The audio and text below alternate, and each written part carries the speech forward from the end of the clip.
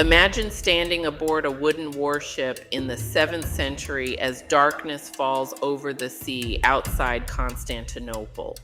You hear shouting in the distance, oars cutting through black water, enemy ships approaching the walls of the greatest city in the Christian world. Then suddenly, a bronze tube mounted at the prow of a Byzantine warship erupts with liquid fire. Not ordinary fire. This fire explodes across the water itself. It clings to wood. It consumes sails. It engulfs entire ships in seconds. And worst of all, water does not extinguish it. The more sailors try to fight it, the more the flames spread across the surface of the sea. Men leap from burning ships only to discover the water itself is on fire. The flames, witnesses reported, had a strange greenish tinge. This was Greek fire, though the Byzantines themselves never called it that. To them, it was sea fire, liquid fire, Roman fire. The name Greek fire was a Western label applied by people who encountered it from the outside and survived to describe it. Today, more than 1,000 years later, nobody knows exactly how it was made. The Byzantine Empire guarded its formula so obsessively and structured that secrecy so deliberately that when the empire finally died, the secret died with it. This is the story of that weapon. To understand Greek fire, we first need to understand both the threat and the man who answered it. The weapon is credited to Callinicus, an architect and engineer from Heliopolis in Syria, a city in a region that had fallen to Arab conquest following the Battle of Yarmouk in 636 AD. He was a Jewish refugee who had lost his homeland to conquest and brought himself, his skills, and apparently his most dangerous idea to Constantinople. Concerned about an Islamic attack against the city, Callinicus experimented with a variety of materials until he discovered a mix for an incendiary weapon, which he then presented to the Byzantine emperor. But it is worth pausing on a more complicated historical detail the popular version of this story usually smooths over. Elsewhere in the Byzantine chronicles, fire-carrying ships equipped with nozzles appear to have been used by the Byzantines a couple of years before the supposed arrival of Callinicus at Constantinople, which may suggest Callinicus introduced an improved version of an established weapon rather than inventing it entirely from scratch. And the historian James Partington has argued that Greek fire was likely not the creation of any single person at all, but rather something developed by chemists in Constantinople who had inherited the discoveries of the Alexandrian chemical school. In other words, the tidy origin story of one brilliant refugee inventing the perfect weapon may be a simplification of a longer and messier process of chemical development. Whatever its precise origins, what emerged was devastating. Greek fire was effective in repelling the enemy fleet and ending the first Arab siege of Constantinople in 678 AD. But the story did not stop there.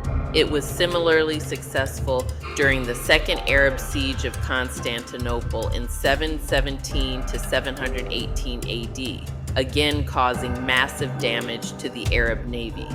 A harsh winter, combined with a Bulgarian attack on the Arab rear and the constant threat of Greek fire, had decimated the besieging forces. The Arabs were forced to withdraw in August of 718. The failure of that siege marked a turning point in history. It halted the westward expansion of the Umayyad Caliphate and preserved the Byzantine Empire as a bulwark against conquest from the east. 2 sieges, 2 defeats, both broken in significant part by liquid fire on the sea, and it did not stop with the Arabs. In 941 AD, the Rus, Norse and Slavic warriors from the north, launched a massive naval assault on Constantinople. An eyewitness named Liutprand of Cremona recorded what happened when the Byzantine ships answered with Greek fire. The Russians, seeing the flames, threw themselves hastily from their ships, preferring to drown in the water rather than be burned alive. Then consider this detail for scale. The torching of just 7 Rus boats during the Siege of Constantinople in 1043 was enough to put to flight an entire fleet of 400 ships. 7 boats and 400 ships retreated. That is the psychological power of a weapon that burns on water and cannot be extinguished by the sea. Now, here is something the original script completely missed. One of the most remarkable facts about Greek fire: enemies captured it multiple times. The Arabs captured at least 1 fire ship intact in 827. The Bulgarians captured several siphons and much of the substance itself in 812 or 814. They had the hardware, they had the liquid, they had the physical components of the weapon sitting in their possession. And they still could not use it. The apparatus must have been complex, because when a Bulgar force captured one, they could not manage to actually use it. Why? Because the weapon was not just a formula, it was an integrated system, and the Byzantines had engineered that system with extraordinary deliberateness. Knowledge of the whole system was highly compartmentalized, with operators and technicians aware of the secrets of only one component, ensuring that even insiders could not betray the complete picture. The person who handled storage did not know the delivery mechanism. The person who operated the siphon did not know the formula. And there was one more factor that capturing the equipment could not replicate. The success of a siphon attack depended on the training of the specialist who worked at it, called a siphonator. The exact warm-up time, the opening of valves, the timing of the projection, all of this required expertise that only came from specialized training. With the death of a siphonator in battle, the siphon became a useless weapon. The secret was not in the substance alone, it was in the human knowledge wrapped around it. Emperor Romanos II, who ruled in the 10th century, reportedly declared that 3 things must absolutely never pass into foreign hands: the Byzantine imperial regalia, any royal princess, and Greek fire. As it happened, the first 2 were, on occasion, bestowed on foreign rulers, but never the third.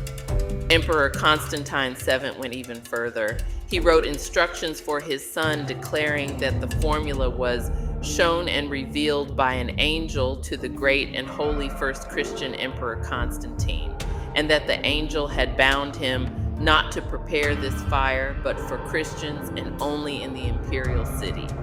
A gift from God, protected by divine covenant and reserved for the defense of civilization itself. Whether the emperor genuinely believed this or was constructing a theological framework to reinforce absolute secrecy, the effect was the same. Greek fire became untouchable, not just a military secret, a sacred one. The delivery system was as remarkable as the substance itself. The primary delivery method involved bronze tubes called siphons mounted on warships known as dromons.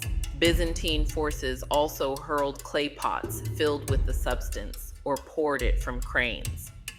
The handheld version, called a chirasiphon, was essentially the world's first flamethrower. Jars of Greek fire combined with caltrops, spiked metal devices strewn on the ground to impede cavalry, were used as offensive weapons by Byzantine armies. But perhaps the most vivid description of the weapon in action comes from the Byzantine historian Anna Komnene, writing about a naval battle against the Pisans in 1099. The Byzantines placed bronze and iron lions and the heads of other fearsome creatures on the prows of their ships, connected them with hoses to pumps, and shot Greek fire from the mouths of these figures. The sea was on fire, and it was emerging from the mouths of metal lions and dragons. To anyone watching from an enemy ship, that was not warfare. That was something closer to divine punishment. So what was it actually made of? The honest answer remains, nobody knows with certainty. Most modern scholars agree it was probably based on petroleum mixed with resins, comparable in composition to modern napalm. Natural oil seeps existed throughout the Byzantine world and surrounding regions. A petroleum base would explain why the substance floated on water while continuing to burn. Early historians and chemists suggest the formula may have included saltpeter, quicklime, crude oil, pine resin, and sulfur, which reportedly produced a green-tinged flame. The quicklime detail is particularly significant. Quicklime reacts violently with water, generating intense heat. If quicklime was part of the formula, contact with water could have actually accelerated combustion rather than extinguishing it, which would explain accounts of it burning more intensely when sailors tried to douse it.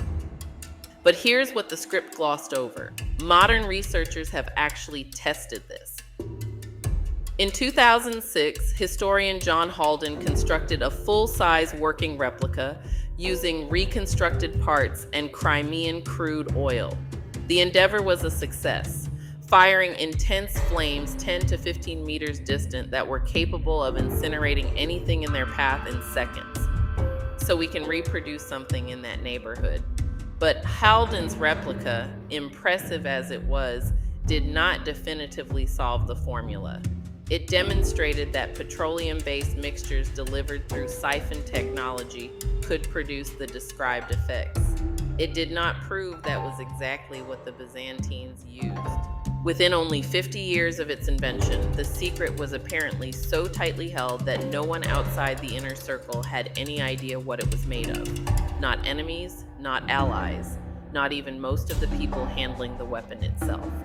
Greek fire was used across 7 centuries, from the late 7th century through the 12th.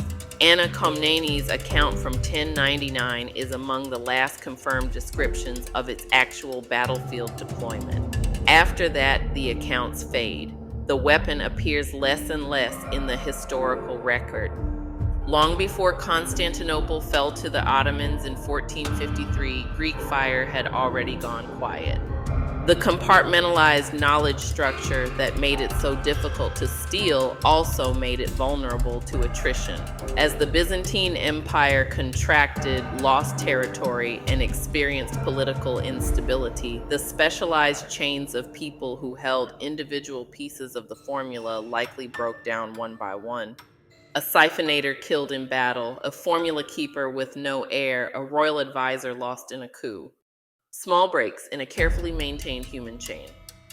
Until one day, and no one recorded when, the last person who understood the complete system was simply gone.